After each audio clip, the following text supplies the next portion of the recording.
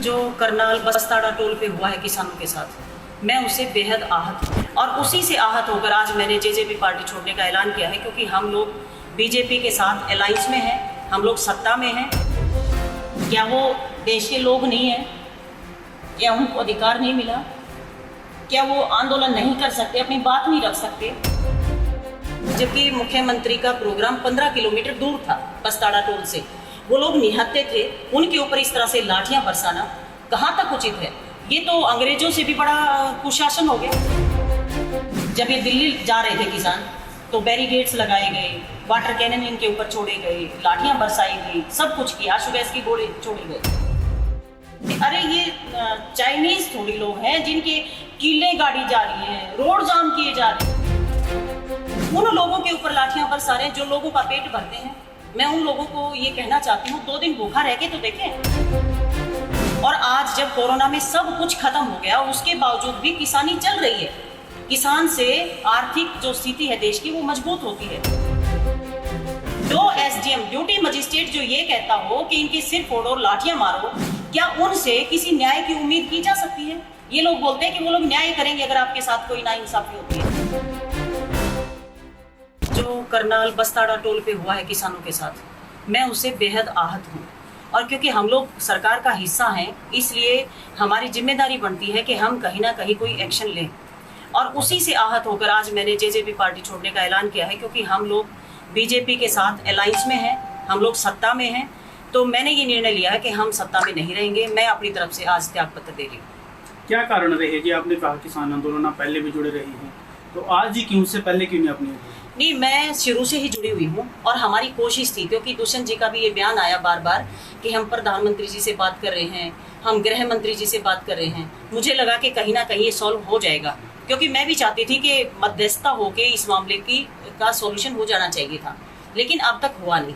अब जब कल आंदोलन एक अलग चीज है, 9 महीने हो गए, 500 से ज्यादा शहादत हो चुकी हैं, उसके बावजूद कल जो बस्ताड़ा टोल पे हुआ, जबकि मुख्यमंत्री का प्रोग्राम 15 किलोमीटर दूर था बस्ताड़ा टोल से, वो लोग निहत्थे थे, उनके ऊपर इस तरह से लाठियां बरसाना कहाँ तक उचित है? ये तो अंग्रेजों से भी बड़ा कुशासन हो गया। ये तो पूर्ण रूप से इन्होंने तो उन लोगों के ऊपर लाठियां बरसा रहे हैं जो लोगों का पेट भरते हैं। मैं उन लोगों को ये कहना चाहती हूँ, 2 दिन भूखा रह के तो देखें। और आज जब कोरोना में सब कुछ खत्म हो गया, उसके बावजूद भी किसानी चल रही है। किसान से आर्थिक जो स्थिति है देश की, वो मजबूत होती है। और इन्होंने कहा कि हम जो कॉन्ट्रैक्ट फार्मिंग कर रहे हैं कि भाई एसडीएम के पास किसान शिकायत लेके चला जाए तो वहां पे उसको न्याय मिलेगा। मैं केवल आपका ध्यान आकर्षित करना चाहती हूँ, कल एसडीएम ने क्या कहा कि लाठियां मारो, इनके सिर फोड़ो। ये वीडियो खूब वायरल हुई है, आप लोगों ने भी देखी होगी। जो एसडीएम ड्यूटी मजिस्ट्रेट जो ये कहता हो कि इनके सिर फोड़ो, लाठियां मारो, क्या उनसे किसी न्याय की उम्मीद की जा सकती है? ये लोग बोलते हैं कि वो लोग न्याय करेंगे अगर आपके साथ कोई नाइंसाफी होती है। तो मैं तो बेहद आहत हूँ, इसलिए मैंने ये निर्णय लिया है कि आज जेजेपी पार्टी से मैं पूर्ण रूप से अपने आप को अलग कर रही हूँ। तो किसानों पे जो लाठीचार्ज हुआ उसको देखते हुए आप पार्टी रिजाइन कर? एग्जैक्टली, किसानों के ऊपर जो लाठियां बरसाई गई हैं, मैं उससे ही आहत हूँ और इसीलिए मैं आज त्यागपत्र दे। तो इस बारे में आपकी कोई जसपा के वरिष्ठ नेताओं से बातचीत? त्यागपत्र के विषय में मेरी कोई बातचीत नहीं हुई, क्योंकि मैं कल जब मैंने वीडियो देखी,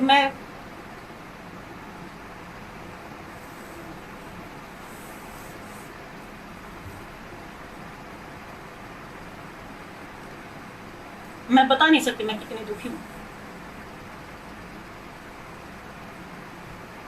क्या वो देश के लोग नहीं हैं? क्या उनको अधिकार नहीं मिला? क्या वो आंदोलन नहीं कर सकते, अपनी बात नहीं रख सकते? क्या इस तरह से लाठियां मारेंगे? बुजुर्ग लोग बैठे बेचारे, इनको जरा सी लज्जा नहीं आ रही कि ये क्या कर रहे हैं। तो मैं इससे बेहद दुखी हूँ। मेरी किसी से बात नहीं हुई है।